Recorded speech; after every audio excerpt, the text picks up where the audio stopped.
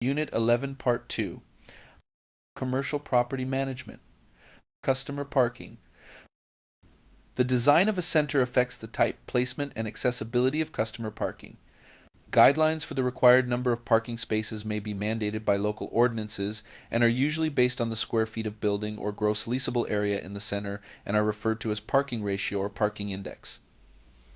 For example, one parking space for each 250 square feet is a common requirement. Different occupancies require different ratios. For example, a restaurant will have more demand for parking than will a dry cleaner. Signage. Signage of retail space plays an important part not only of the initial lease-up efforts for the center and renting vacant space, but also of the merchandising of the center. Merchants are very conscious of the value of signs. National or regional tenants want to be identified by their logos, which represent the reputations they have spent years building. Pre-leasing phase. Billboards are usually used to announce the project, the space is available, owner, leasing agent, and often the financing institution during the construction phase. Specific spaces can be indicated and marketed by window signs informing of the size of space, a telephone number, and the name of a contact person. Because pre-leasing is a very important phase of launching the project, identify and publicize any committed tenants. To stimulate even more interest, send postcard-type invitations to all area commercial real estate brokers and agents. The marketing team should have already targeted certain retailers in the market area and invited them as well. A moving allowance could possibly be discussed with these existing business owners. Establish centers.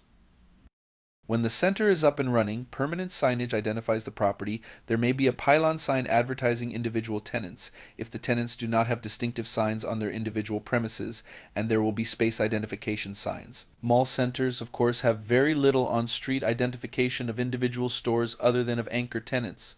Merchants associations. The merchants themselves are often responsible for certain common signage. Signs that advertise special sale days or special bargains in individual stores may be placed on signs that serve the center as a whole. These signs may be as simple as those with plastic removable letters, or they may be complicated electronic signs, changeable by computer. These signs are run either as profit centers for the shopping center or as revenue for the Merchants Association, whose members buy time or space on these signs as their needs arise. Merchants Associations are discussed later in this unit. Display advertising. For retailers, display ads are generally used to promote the businesses, not to find tenants. Display ads usually are placed in the financial section of metropolitan papers to promote large retail properties or in selected periodicals and trade journals. A large new regional shopping mall, for example, might run display ads in the regional issues of news weeklies to create a prestigious image that will attract potential tenants. Even more to the purpose is display advertising in shopping center world, National Mall Monitor, and chain store age trade journals read by tenants, owners, and managers. This kind of advertising is most useful during the initial lease up of a newly developed center. Spots aired over local radio stations are a viable advertising method for very large commercial developments. Brochures. A concise, readable, and tastefully designed brochure should be distributed to a select group of potential tenants. It may highlight a single property or an entire shopping center. Location maps and layout diagrams will interest leasing agents as well as potential tenants. Lease terms should not be spelled out for fear of leading a prospect to a premature judgment before understanding the property's advantages. Direct mail. Direct mailings to companies most likely to become tenants are a popular vehicle for advertising large retail centers, although costs may limit or prohibit its use for small properties. Names can be obtained from the Yellow Pages or from a more sophisticated source such as the Dun Bradstreet Reference Book or the Retail Tenant Prospect Directory published by the National Mall Monitor. Personal contact. Personal contact solicitation is probably the most effective method of finding shopping center tenants, especially for small properties. The property manager of any center should build up a file of prospects and make regular cold calls on merchants in the trade territory of the shopping center, calling on those whose particular line of merchandise is needed in the center. The shopping center manager should keep a record of the termination dates of leases of competitive space and start canvassing for prospects a year or two before leases expire. Good prospects are aggressive, successful merchants who are tenants in centers that are not well maintained. Publicity and public relations. The success of a retail store or shopping complex is dependent on ongoing promotional efforts. Many leases provide for the establishment of a merchants association, and tenants must pay a membership fee based on square footage and spend a percentage of gross sales on joint advertising for the center. Advertisements by an individual merchant or a group of merchants in one shopping center draw attention to that center. The added exposure gained from these ads increases sales for existing tenants and enhances the property's appeal to prospective tenants. Newspaper pullout sections. Some regional shopping centers publish their own newspaper sections as supplements to local papers or as direct mail to consumers. Under the terms of the lease, the tenants have to periodically advertise in these sections. This newspaper advertising is more affordable and enlarges the trade area, and the shopping center reaps the benefits of free publicity. Promotional efforts. Promotional programs for large regional centers often are under the control of a salaried on-site director who may organize flower and plant shows, art exhibits, antique shows, car and boat shows, and seasonal events held in the shopping center as a means of attracting customers. While all regional centers require the need for organized, full-time promotion, the smallest type of center that can afford sustained or joint promotional programs is the community center. Leasing agents. Many retail property management firms use in-house leasing agents in the initial rent-up of a new development. The leasing agents are usually salaried and spend much of their time contacting proprietors of prosperous shops in the area and canvassing for other desirable tenants. The manager can encourage key commercial space brokers in the area to bring prospects to the center by offering a commission split or other financial incentive. Broker referral campaigns such as this can increase the property's exposure in the market. Marketing industrial space. Industrial advertising and promotion. The industrial manager should present all the information about the property on the company's website, in addition to developing a brochure containing a picture of the premises and brief copy highlighting its special features. The website URL should be on all signs. The brochure, along with an area map, should be mailed to all area industrial brokers and customers and suppliers of industrial firms in the area. The manager should also consider inviting a select group of prospective tenants to an open house featuring luncheon-type food and beverages along with guided tours of these large facilities. Dun Bradstreet and other directories are helpful in compiling prospect lists. The Standard Industrial Classification Manual is another valuable reference tool that groups related industries and arms. By looking up one company that is particularly suited for a property such as a previous tenant, the manager can find related firms with similar equipment, space, and location requirements. These firms might be interested in the vacant space and should be added to the direct mail list. Specialized industrial brokers. The most distinctive feature of industrial space marketing is its specialization because industrial tenants are most interested in the utility of the property, not its amenities or prestige. They usually ground their decisions firmly in economic facts. Often the marketing and leasing of an industrial property are accomplished before the property manager becomes involved in the transaction. If this is not the case, the industrial manager should develop a mailing list of key brokers. Most industrial managers and firms rely heavily on outside leasing agents, called industrial brokers, to market or locate properties. The industrial property manager and broker must be in command of technical knowledge about properties and about industries that may be good prospects for them. Professional organizations such as the Society of Industrial and Office Realtors can act as referral networks. Likewise, the National Association of Industrial and Office Parks is an association of professional developers, owners, and managers of industrial and office parks that provides interchange of experience and professional training for its members through programs and seminars. Regional development councils. Other sources of referrals are local, state, and regional industrial development councils, sometimes called economic development commissions. Local councils are generally sponsored by or are part of the local chamber of commerce. Regional cooperation of such efforts is growing. For example, the American Industrial Real Estate Association of Los Angeles is active in a 5-county area. Other organizations, such as the Southern Industrial Development Council, may operate over several states. Industrial property managers should associate themselves with the councils in their respective areas. Environmental issues.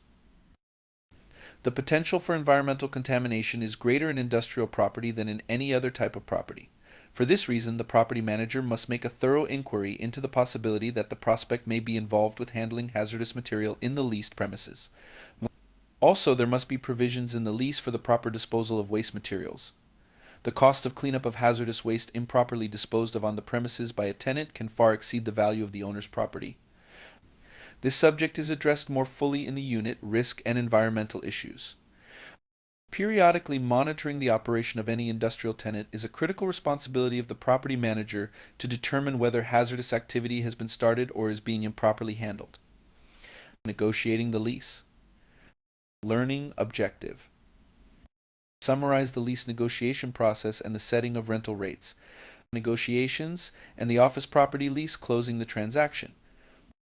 The manager can begin discussing lease terms after showing the office space. The manager should provide as much additional material as possible, such as a brochure, and follow up with phone calls or personal contact, especially if a prospect lacks the authority to negotiate terms or requires more time. When dealing with an agent or branch office of a large corporation located in another city, the manager can expedite the transaction by offering to get all pertinent data to the decision maker in the home office. This might be accomplished by mailing the brochures, plans, and specifications to the decision maker by discussing the matter over the telephone or by traveling to the home office to present the benefits of the space in person. However, the manager must be sure that the local representative of the prospect is sold on the space and wants the manager to do so. The manager must help the local prospect not go over the manager's head. Written contract. The object of negotiation is to achieve a signed lease that is beneficial to both parties in the shortest time. The general rules for negotiation include acting in a professional manner, inspiring confidence, cooperating with outside leasing agents, and excluding attorneys from initial negotiations. The manager must be knowledgeable concerning the property, the market, the owner's objectives, and the tenants needs to strike a satisfactory agreement between the parties.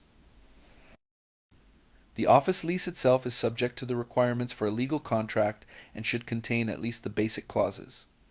Office lease concessions. Concessions or inducements common in leasing office space are simply negotiable points in the lease terms in favor of the prospective tenant. To be attractive, a concession must alleviate a basic problem or satisfy a particular desire of the prospect. When negotiating lease terms, the property manager must balance the wants and needs of the prospect with the owner's objectives in terms of the market situation.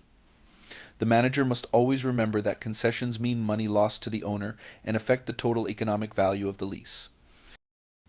Negotiation is a process of give and take, and the first prerequisite of a successful negotiator is recognizing which concessions will be sacrificed by one party in return for others deemed of greater value. When leasing office properties, the manager will find that prolonged negotiations are the rule rather than the exception.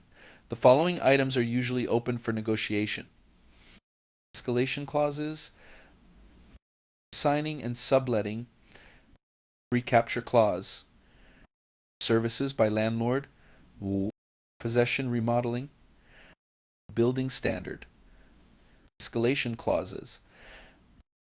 Because most office leases run for terms in excess of 1 year, an escalation clause, or pass-through clause, is usually incorporated into the terms of the agreement.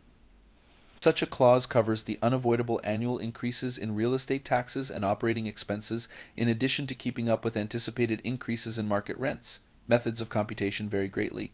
Increases in taxes and expenses above the figures for the stipulated base year can be prorated based on the tenant's percentage of the total space occupied and billed and paid as a separate charge. Some leases compute increases in reference to a base year figure that has been adjusted to reflect full occupancy. This is most advantageous for the tenants, especially when the base year is the first year of a building's life, when leasing is still in progress. An alternate method of escalation, unique to office leasing practice, is the use of an expense stop. Under this method, the landlord is obligated to pay expenses up to a certain dollar figure per square foot per year. The excess is prorated to tenants. Assignment and subletting. The right to assign or sublet the leased premises can be vital to a tenant. It protects the tenant from rapid expansion or collapse in business. The tenant's liability in no way decreases when the space is assigned or sublet, but the tenant may vacate the premises without major financial loss.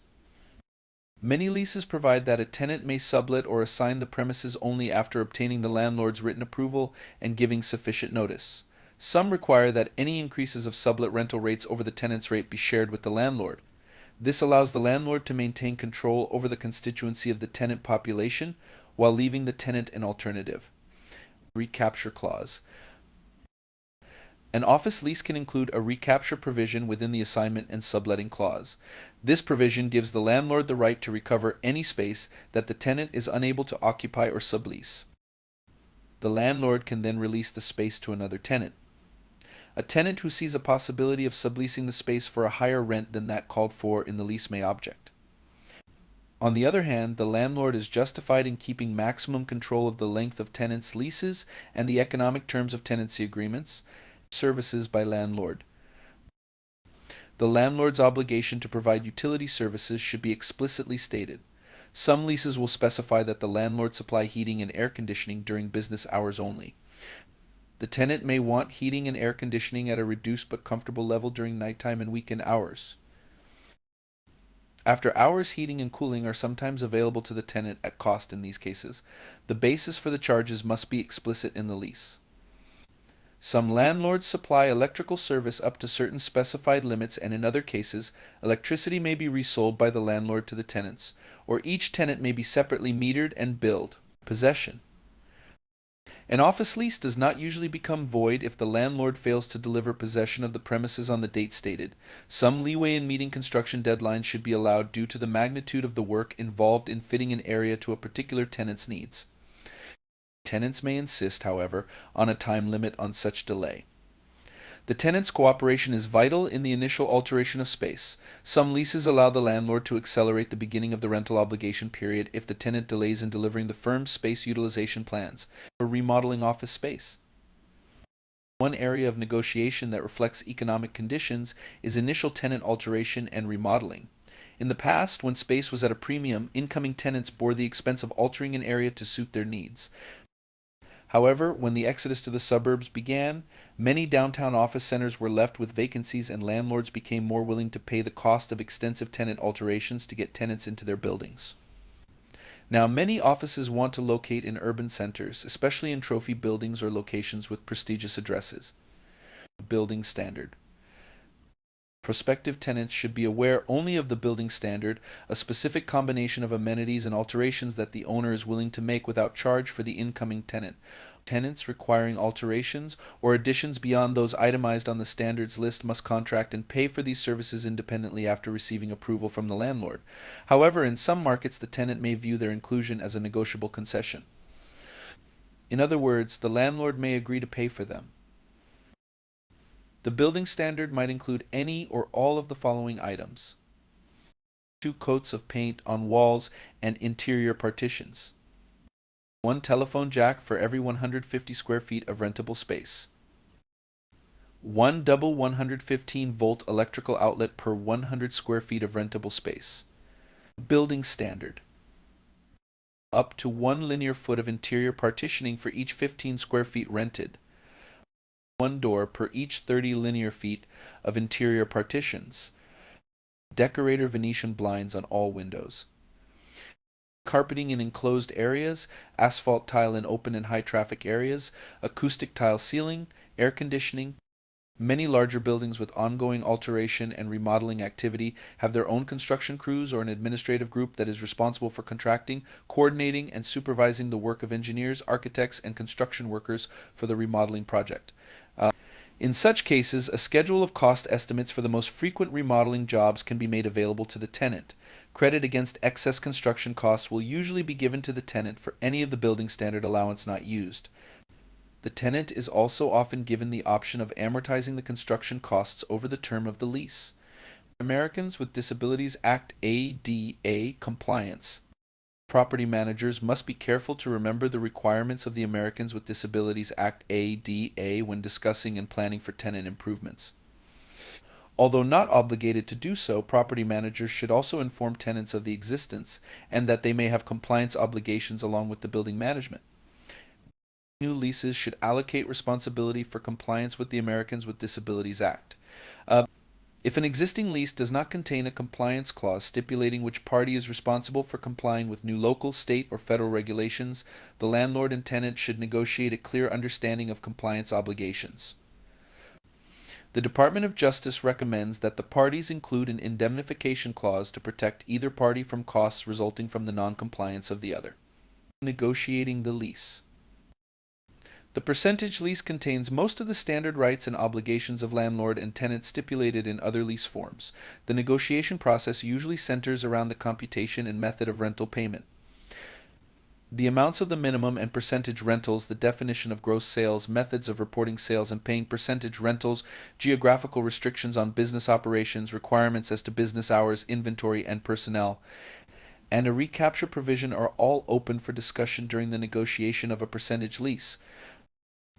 It is important to remember that the landlord's representative is looking at and working with leases every day, and what might appear as an insignificant item to the representative could be substantially more significant to the prospective tenant.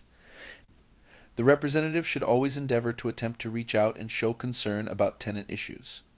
This will help to maintain prospective tenant interest. Setting rental rates. The first step in the negotiation process is to arrive at an acceptable minimum rental based on rates for comparable space in the area market. The minimum rental must then be related to the percentage rental rate. Calculating space. Areas used for retail stores in an office building are measured by the definition of store area. The number of square feet in a ground floor store area is computed by measuring from the building line in the case of street frontages and the inner surface of corridor and other permanent partitions to the center of partitions that separate the premises from adjoining rentable area. No deductions are made for vestibules inside the building line or for columns or projections necessary to the building. No additions are made for bay windows extending outside the building line. Percentage of rental rate to business volume. Every type of business has a different percentage ratio of rental rate to business volume. This ratio is determined by each industry's cost of doing business, profit margin, and stock turnover rates. In general, slow turnover indicates lower business volume and higher profit margins, as with a jewelry store. Rapid turnover of stock is accompanied by high volume of sales and a low profit margin, as in a discount store or a supermarket. Accordingly, the percentage rental for a jeweler would be higher than for a grocer, because the sales volume is lower. A general guide when negotiating lease terms is the percentage lease tables published by the International Council of Shopping Centers, the Urban Land Institute, and other real estate management organizations. Many landlords include tax participation clauses in their percentage leases to provide more income stability. With property taxes rising so rapidly, long-term leases generally require the tenant to pay any increases in taxes or assessments above the rates for a specified base year. The tax participation clause sometimes allows excess taxes paid by the tenant to be credited against the total percentage rental due for the lease year. The landlord may agree to this concession depending on the amount of the minimum rent and the percentage of gross sales to be paid. The parties usually agree on a gross sales total that must be reached before a credit is given. Similar participation provisions are sometimes included in large regional shopping centers' leases to cover escalating costs of insurance, common area maintenance, security services, contributions to a merchants association, or joint promotional efforts. Gross sales.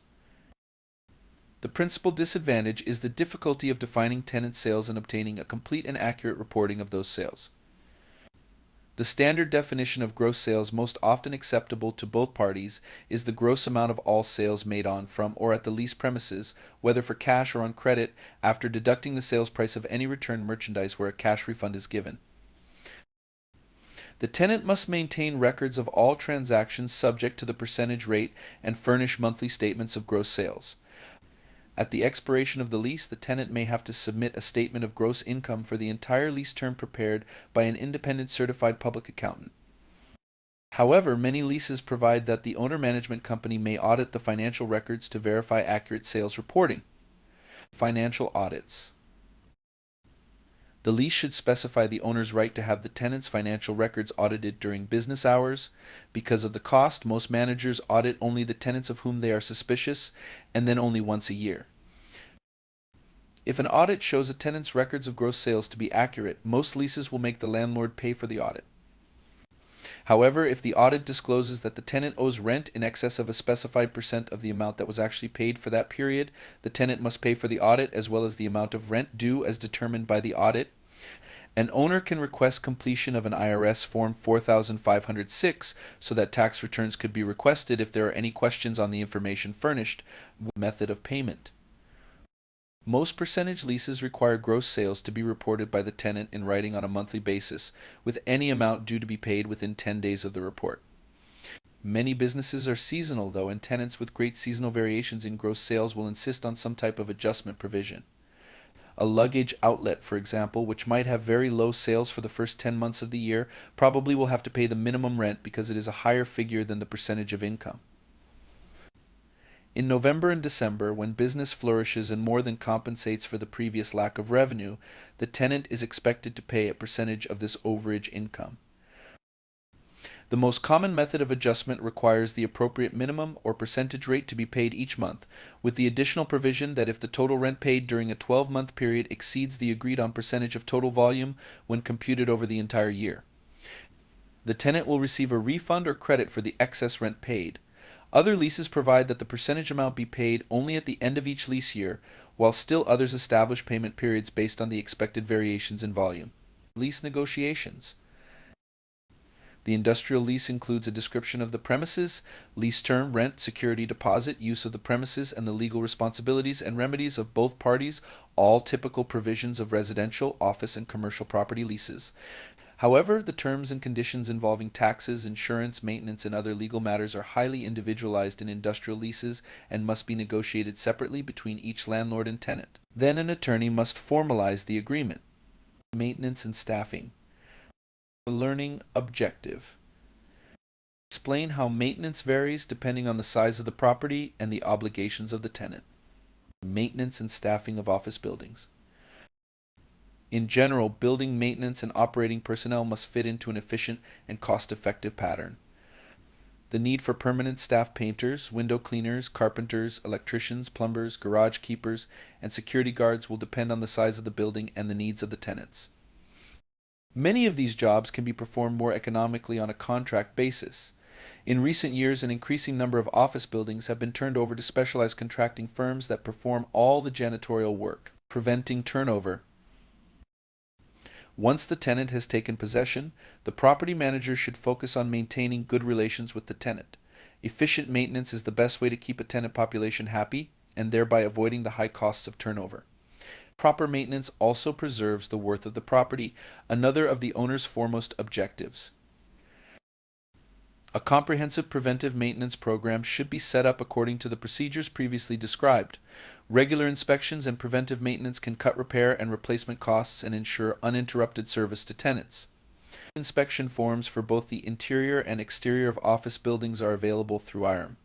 Unique maintenance requirements. 3 areas of maintenance assume added significance when an office property is involved. Elevator operation, routine cleaning, and new construction in office properties differ from the same jobs in residential buildings.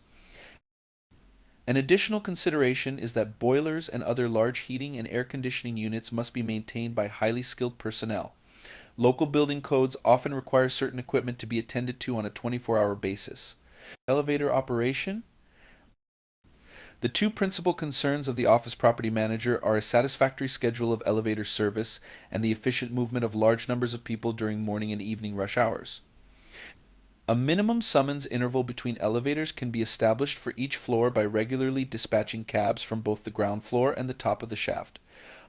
Elevators in office buildings travel more miles and require constant maintenance to ensure good service, safety, and cleanliness. Modern automatic elevator installations are so complicated and expensive that most office building managers contract the maintenance of the elevators, shafts, and machinery to an outside firm specializing in this type of work.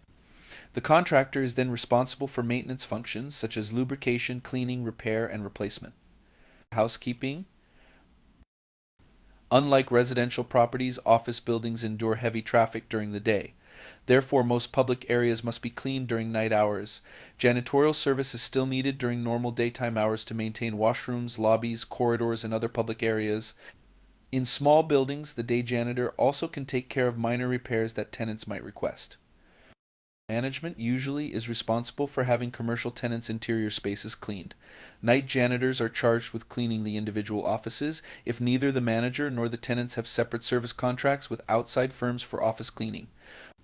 The night crew is also responsible for janitorial jobs that cannot be performed during the day, such as washing and waxing common areas and vacuuming or mopping the lobby and elevator cabs. Most office buildings will require 2 shifts of janitorial personnel, a supervisor for each shift, and a general maintenance superintendent to coordinate the efforts of all janitorial crew members. A chief engineer is usually engaged to care for the physical plant and equipment. New construction. The office manager is faced with the prospect of new construction each time a tenant moves in, because most tenants require some special alteration of the space to suit their needs. Again, depending on which alternative is economically advantageous, the manager may choose either to contract out for such work or maintain a skilled on-site crew. In any case, time is often of the essence when preparing a space to lease. Security and life safety. Since 9/11, security and life safety have become increasingly important responsibilities of management for all types of property. Office buildings, particularly large structures, have unique problems because of the high concentrations of occupants above ground level. Security now factors into everyone's daily life. Identification badges must be worn and all visitors must sign in. Emergency procedures must be prepared for earthquakes, fires, tornadoes, power failures, waterline breaks, explosions, bomb threats, and serious injuries to or heart attacks suffered by persons in the building. All these procedures and available security personnel must be coordinated with the building's electrical, mechanical, communication, and control equipment. Advances in safety and security devices are occurring daily, and the professional property manager needs to keep informed of developments in this critical area of responsibility. These subjects are more fully developed in the unit, Life Safety Issues, Business Office. Regardless of a building's size, a central office should be set up to oversee the management for the property. In small buildings, where a business office is not economically viable, tenants and others involved in the operation of the property should be told where to reach the superintendent and the property manager. In larger buildings, the business office should be centrally located, tastefully decorated, and adequately staffed. Administrative procedures for data recording, filing, and expense accounting should conform to the general patterns previously outlined. Facilities manager. A facilities manager is an employee of a building occupant who is responsible for the internal arrangement and furnishing of the space leased by that employer occupant, and in some cases for maintenance of the leased space. The facilities manager may be present at the local level, but could also be based at the occupant company's home office. This manager is a generalist who manages a team of specialists such as architects, designers, engineers, communications specialists, and others. General property management may be an included responsibility where a single tenant is the sole or majority occupant of a building. Facility management is such a specialty that a separate trade association has formed the International Facility Management Association IFMA, with offices both in the United States and Europe. Its members can take classes leading to the Certified Facility Manager CFM designation. BOMI also offers several designations for the facilities specialist. Specialized accounting. BOMA International has developed one of the most comprehensive standardized systems of income and expense accounting available to the property manager. The advantage of this standard accounting method is that it discloses essential controls and facilitates intra-industry comparisons. The BOMA chart of accounts provides a format for internal consistency of management accounting within a firm and facilitates comparison of the manager's operations with those of others, both locally and nationwide. BOMA also publishes an annual experience exchange report containing local, regional, and national averages of operating income and expenses, plus other information for office buildings of various sizes.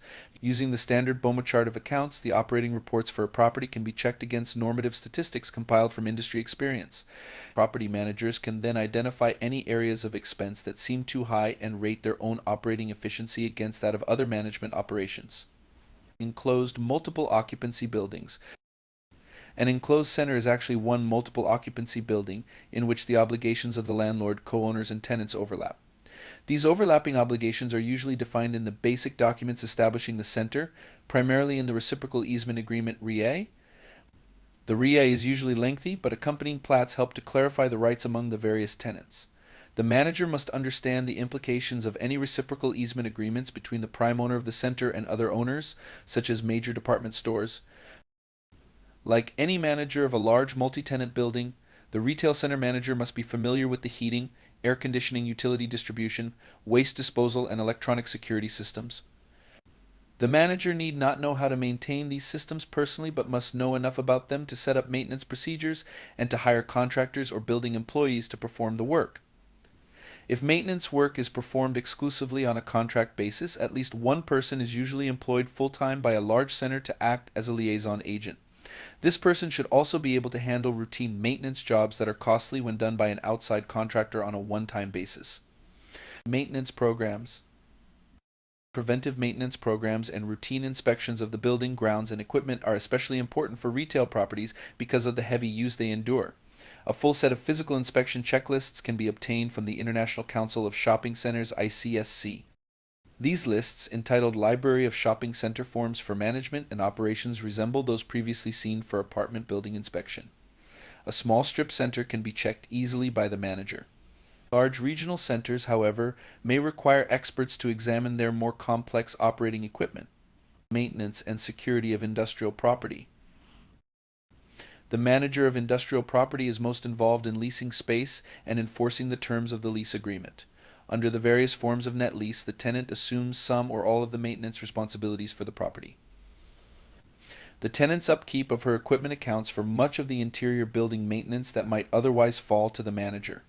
Many tenants hire their own janitorial crew to maintain the premises as stipulated in the lease. Others, especially those located in industrial parks, contract with a professional service agency for maintenance work at their plant. Often the only maintenance tasks of the property manager involve the upkeep of the grounds and the building's exterior. The vigilant property manager will inspect the property periodically for lease violations and to ensure that the owner's investment is being protected. Security of office warehouses and small freestanding industrial buildings is provided during business hours by the presence of the tenant and by security alarm systems when the buildings are closed. Large industrial complexes and plants, which may occupy hundreds of acres, will have a separate security force, which may resemble the police department of a small city. Security of industry on this scale is generally a separate department of the industrial organization responsible for the facility. Resident manager job description. An apartment and office for a resident manager is usually part of the complex. Job descriptions for these managers include regular and routine office activities, such as marketing and showing space, leasing, maintaining the grounds, maintaining tenant relations, monitoring the usage to which the space is put, and providing additional security. Professional property managers are hired when the owner does not have the skill to keep track of irregularly scheduled rental and mortgage payments and handle rental delinquencies and other tasks created by the high tenant turnover in a mini-storage operation. Mini-storage managers face different problems from those managing tenant-occupied properties. This is because the tenant leaves property in the storage areas. Problems develop when the contents are abandoned or if the tenant does not pay the rent. The manager must learn the legalities of state statutes before disposing of the property to recover back rent. The law will determine if and how the manager can sell the stored items. Management, administration, and accounting specialize computer software. Software has been developed to assist the manager in maintaining records. After determining which features the manager wants to track and follow, the manager can compare features from competing packages. Because security is so important, it is also useful for this software to interface with security and access systems. Basically, the manager may want to use a program that has the following features: tracking of information specific to the customer or the unit maintenance, tracking ease in making updates and changes, availability of technical support. Also consider how well the program tracks the following: multiple billing dates and proration of rents, multiple rental items per customer, billing of recurring charges other than rent insurance, non-storage rentals such as RV parking or mailboxes, non-rent sales such as locks, boxes, types of lease payments, learning objective. Identify types of lease payments and describe the process of setting the rental schedule. The three basic lease forms the property manager will be expected to administer are the gross lease, the net lease, and the percentage lease. The three types are differentiated by the manner in which rental compensation is computed and paid.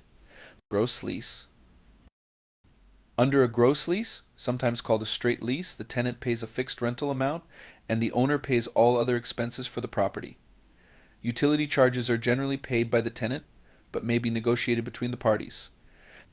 Most residential leases are gross leases. The tenant pays a fixed amount to the landlord, who is responsible for all of the expenses of the building. In addition to their rent payment, many residential tenants are also responsible for their own utility costs: gas, electricity, heating, and cooling. Net lease. Under a net lease, the tenant pays some or all of the expenses of the property in addition to the stated rent. Theoretically, there are three variations of the net lease: triple net. The triple net leases usually run for longer terms, sometimes for periods of 50 years or more. A strict net lease obligates the tenant to pay utilities, real estate taxes, and other special assessments levied against the property in addition to the rent. The net lease generally requires the tenant to pay all items included under the net lease terms plus the insurance premiums agreed on in the contract. Agreed on items of repair and maintenance are added to the net payments to determine the tenant's total payment obligations under a triple net lease. In practice, there is a great deal of overlap in the common usage of these terms. The differences between net and triple net leases are a matter of degree how many extra expenses the tenant is required to pay. Therefore, the property manager should be explicit about the expenses the tenant will assume under any net leases and should call for a precise definition of triple net lease whenever these terms arise. As property usage becomes more specialized, triple net leases are being more widely used, especially for industrial property. National franchising chains prefer net leases in leasing their retail outlets in order to control expenses and to ensure continuity from store to store. Percentage lease. The percentage lease, sometimes called an overage lease, is commonly used for retail property. It usually provides for the payment of a fixed base rental fee plus a percentage of the tenant's gross income in excess of a predetermined minimum amount of sales. The advantage of a percentage lease from the tenant's point of view is that it is a long-term lease with a fair minimum rental, obligating the tenant to pay additional amounts only when the business volume justifies an increase. From the manager's and owner's point of perspective, the percentage lease implies that any new business is due to the location and management efforts. Percentage leases are used quite commonly in malls. For example, management for malls will sponsor special shows to attract the widest range of potential shoppers. New cars, boats, craft fairs, and the like are brought in on a planned schedule and are varied to attract the widest range of people. The idea is that once people have entered the mall for the show, they will wander into the tenant's businesses and spend money. This is a win-win situation. Although percentage payments may be prorated or paid monthly, payments are usually based on an annual computation. The percentage rate charged will vary depending on the nature and location of the property, the type of business occupying it, and the general economic climate. Straight percentage. Under a straight percentage lease, the rental rate is based solely on a percentage of the gross income of the business with no minimum guaranteed rent. This type of lease is uncommon and is employed only in unusual circumstances, such as for distressed property or for interim or seasonal occupancy. Overage leases. Overage leases are sometimes called minimum guaranteed percentage leases and are more beneficial to the owner. Although payments of overage rent may be made monthly, they usually are adjusted on an annual basis. The adjustment may be either on the tenant's lease anniversary or on a calendar year basis. To carry forward with the previous example, if yearly gross sales are less than $120,000, base rent paid for the year will still be $6,000. If, however, annual sales volume reaches $220,000, the tenant will pay a base rent of $6,000 plus overage rent of $5,000, or a total of $11,000, or a total of $11,000, or a total of $11,000. Overage leases.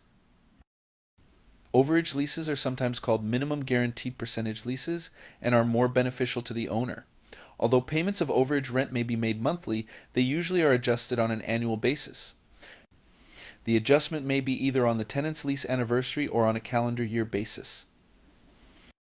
To carry forward with the previous example, if yearly gross sales are less than $120,000, base rent paid for the year will still be $6,000.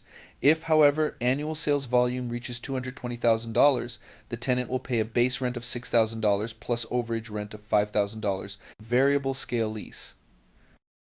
Under a variable scale lease, the percentage rental rate changes according to the volume of business done.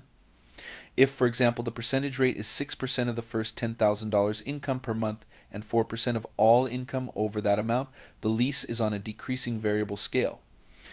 Conversely, a lease might specify a rental schedule of 5% on sales up to $10,000 and 5.5% on sales over $10,000. This increasing variable schedule reflects the fact that a retailer's costs do not necessarily increase in proportion to sales volume. It allows the lessor to share in the extra profits of higher gross sales. Maximum percentage lease. A maximum percentage lease has a clause setting a ceiling on the amount of rent to be paid over the course of the year, arguing that they are also adding to the pot, as it were, because of their advertising and ability to draw in customers. To protect their percentage of gross sales from erosion by sales from a branch store, most owners will not allow a tenant to open another store within a certain radius. Clauses like this sometimes do not hold in court, so they are becoming obsolete. Specialized industrial property. Mini storage centers. Lifestyle changes such as births, deaths, marriages, divorces, and business expansion and contraction all create storage problems. Mini storage has captured markets in every major city and many smaller ones. Types of commercial properties. Learning objectives. Differentiate between the types of commercial properties. Overview of office property. The need for office space steadily increased as the majority of American people left agriculture and manufacturing for information technology. Although almost 75% of the U.S. workforce is engaged in occupations other than farming or industry, the growth in office space has slowed dramatically in the 21st century due to downsizing and outsourcing. As a result of the COVID-19 pandemic, the future for office commercial space looks increasingly uncertain. During the initial response to the pandemic, when many office workers were ordered to work remotely, many companies began to realize that perhaps not everyone needs to work in the same location. By definition, an office is a building or room in which a particular service is supplied as opposed to a facility where goods are manufactured, worked on, or sold. The multi-story office building is the most common type of office space. However, as the inner cities have suffered economic decline, businesses have moved to suburban locations, sparking the growth of smaller, outlying office complexes. Originally, private investors owned most office property.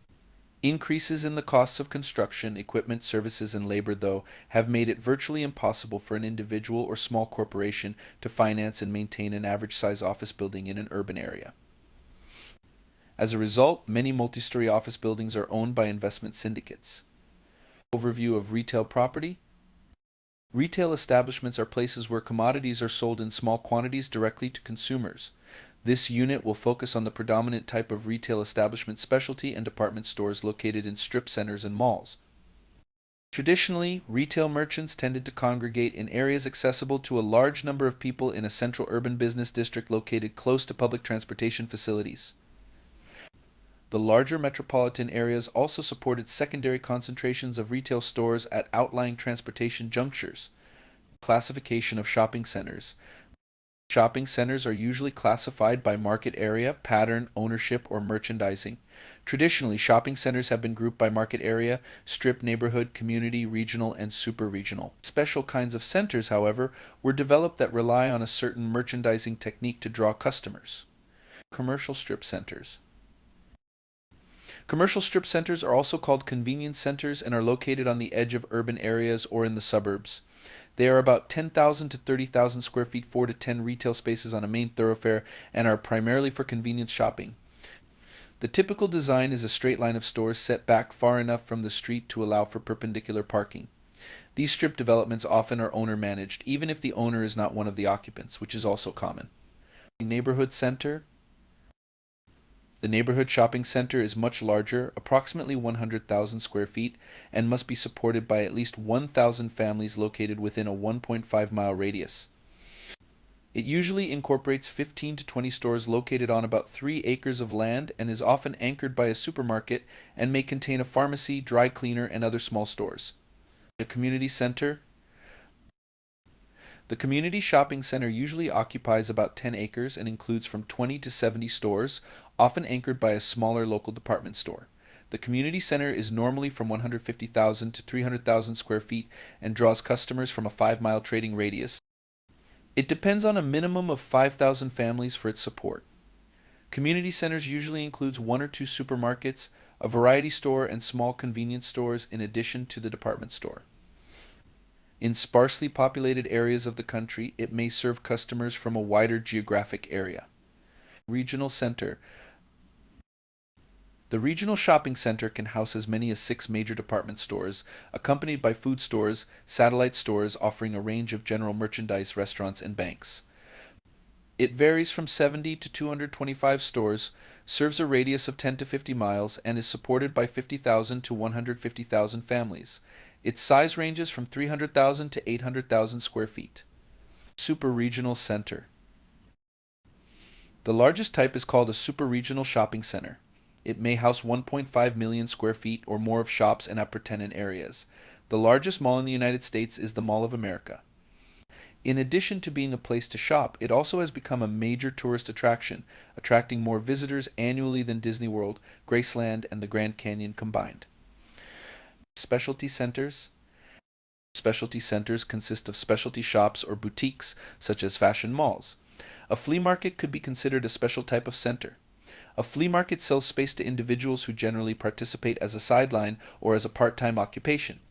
The flea market may be indoors, often occupying older buildings that originally were discount houses, or outdoors, sometimes in property formerly occupied by drive-in theaters. Power centers. Power centers are generally large centers from 300,000 square feet to more than 1 million square feet. These stores are mostly large national chain outlets that would be considered anchors in a conventional shopping center with a few adjoining small stores. Each merchant in a power center is dominant in its specialty, such as building supplies and material, toys, or imports. Such merchants are referred to as category killers, because it is feasible for only one of each merchandise classification to be in each complex. Power centers are popular with developers because the national credit status of the majority of tenants significantly assists in arranging financing. Power centers advertise heavily as individual businesses, employing mass marketing and mass merchandising for their entire stock of goods, as opposed to featuring only certain items as loss leaders. Power centers are designed so that the customer may park in front of the main entrance of the destination store. The parking ratio is high, perhaps as many as 6 spaces per 1,000 square feet of gross leasable area. Planned unit development. Because conventional zoning lacks flexibility, the planned unit development PUD evolved, assigning various uses to a tract of land in accordance with a master plan and the particular terrain features of the tract. This flexibility frees developers from having to place a retail center only on a corner or on a major traffic artery of a multifamily or light office use development. The shops that are permitted in the PUD usually meet simple local needs, not serious shopping. Such shops could include convenience stores, dry cleaners, and perhaps small grocery stores. Mixed-use developments. The mixed-use development is an expansion of planned unit developments. Generally, it is a combination of retail, office, and residential areas, even sometimes including light industrial properties. By combining retail, office, and residential uses, they rule out domination of one type of use unless it was primarily designed as a shopping center or around a large office building development. Recently, hotels have been successfully integrated into mixed-use projects. Tenant improvements. Retail and industrial space is generally rented with a minimal building standard, often as a bare building shell with central heating, ventilating, and air conditioning systems. The tenant then pays for wall finishing, partitions, and other construction and decorating costs. Some large commercial and industrial building owners may offer a plan for financing tenant alteration costs by amortizing the total cost of the improvements plus interest at a reasonable rate over the entire lease term. However, the total adjusted rent, including the improvements, can add up sometimes to a price per square foot equivalent to as much as 50% above the going marketplace rent. This can be problematic during more difficult economic times. Consider the consequences if the improvement amortization costs the tenant an additional $1 per square foot, the store is 4,000 square feet, and the agreement for the amortization requires the payment for the first 5 years of the lease term, i.e. $240,000. If the tenant sells the business or otherwise releases the space after 2 years, the landlord must consider who is going to pay the balance of $144,000. Many new tenants are unwilling to pay the improvement premium from the previous tenant. Mechanic's lien. When the tenant makes improvements, it is important for owners to protect themselves from a mechanic's lien if the tenant does not fully pay for the improvements. The manager should check with state statutes. One method is to record the lease, thereby serving constructive notice that the tenant has possession. Another way is filing a notice of non-responsibility. Trade fixtures. Many tenants, particularly those with national recognition, will bring in and firmly attach shelves, counters, and other decorations. These improvements are called trade fixtures, and although they are attached, they do not become the property of the owner. Instead, they remain personal property of the tenant. The tenant has the right to remove them up to the end of the lease, although the tenant may be responsible for repairing any damage that their removal causes. In older centers, it may be difficult to differentiate between expenses for deferred maintenance and building improvements that correct deferred maintenance or increase the inherent value of the property itself, and the alterations that accrue to the tenant's advantage only. The lease should be very specific about who is paying for what. Overview of industrial property. Industrial real estate includes all land and buildings used or suited for use by industry. Industry includes all activities involved in the production, storage, and distribution of tangible goods as opposed to intangible services. It refers to the transformation of raw materials or components into finished products and extends to packaging, warehousing, distributing, and transporting these finished products. Despite the high cost of relocation, more firms are leaving the traditional bastions of industrial activity in the northeastern United States for locations in the southwest, south central, and southeast, and even overseas. A number of factors: lower property taxes, a better labor market, lower pay scales for workers, fewer unions, lower construction costs, and a better climate have fostered this trend. Heavy capital investment. Industrial properties generally require heavy investment capital. Although many large corporations prefer to locate a site and build a plant to meet their exact specifications, these activities can tie up a substantial portion of the firm's operating funds. Investors' risk. The specialized nature of some industrial buildings and the large size of others make industrial property a slow-moving commodity in the real estate market. The non-liquidity of the property increases the owner's investment risk, which in turn leads the owner to place more demands on the industrial tenant. Functional obsolescence. Technological changes make heavy or specialized industrial facilities susceptible to rapid functional obsolescence. The building is intact, but the use is out of date. This threat increases the owner's investment risk and requires careful planning to minimize the chances of structural or functional obsolescence of the building or its tenants. Warehouses and storage space are an exception to this rule because they require less customization. Most industrial tenants have comparatively long lease terms, ranging from 10 to 25 years or more. The high cost of moving heavy machinery and maintaining large inventories is not conducive to frequent changes in location, so the selection of a suitable site is critical. Pre-qualifying. By knowing the firm's actual needs and willingness to make building modifications, the manager can save time and facilitate completion of the transaction. If the prospective tenant's land area, space density, and other requirements match the specifications of the property, the manager can feel more secure about the prognosis for the firm's economic success at the location and thus should show the space. Pre-qualifying also provides information to the manager that will be useful when answering questions and fielding objections at the site. Case study: the office property manager. Henry Palmer, owner of Palmer Properties Associates, asked Bud Lowe, a property manager, to review the management of a Palmer Properties shopping one center. After a brief analysis of the property, Lowe gave Palmer a preliminary report stating that the shopping center needed a facelift to remain competitive with newer malls. He also discovered that no escalation clauses had been included in the leases to cover increases in taxes and insurance. Other problems appear to include insufficient maintenance contributions, unenforced percentage rates, and uncoordinated promotional efforts. Assuming that the shopping center is a one-story straight brick wall structure in a U-shaped configuration with a canopy running the full length of the building, what are some options for renovations? Change or update signage, replace canopies, and possibly paint selected areas, repave the parking lot, and paint rainbows on pavement near entrances. Is there anything Palmer or his property manager could do about the lack of escalation clauses? How could the property manager try to solve some of the other problems mentioned?